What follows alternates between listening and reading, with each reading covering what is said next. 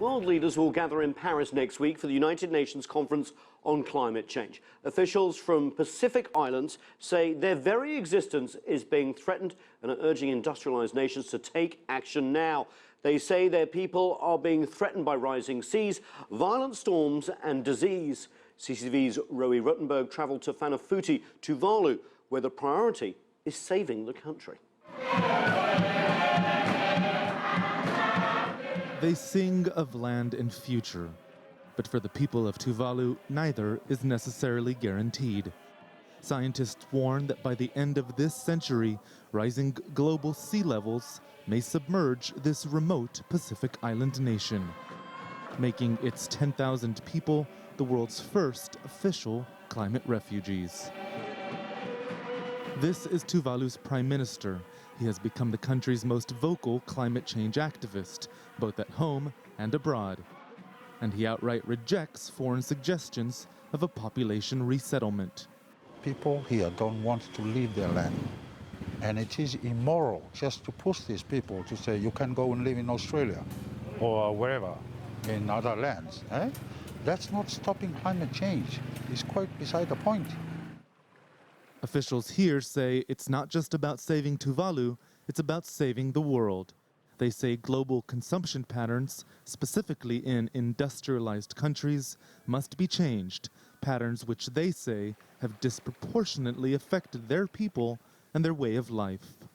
Tuvalu is actually a series of islands and atolls, and I'm standing on one of the biggest ones. Behind me is a saltwater lagoon, and just a few steps away is the ocean.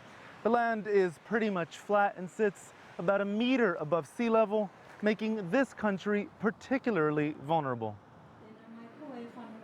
Changing weather patterns aren't helping the odds of survival either.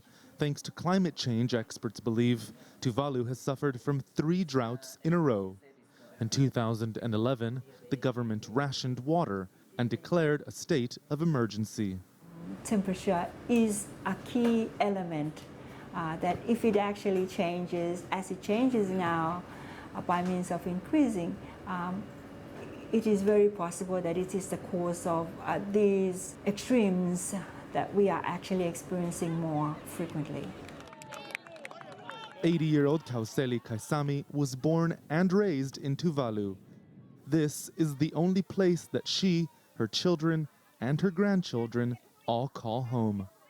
People are talking about the rising of the sea level in nowadays.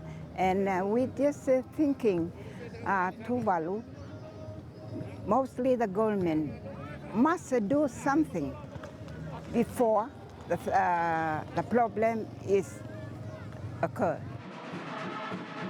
Tuvaluan leaders know this is a crisis, but they say it is one which extends beyond their borders, and they're calling on the world to act before it's too late.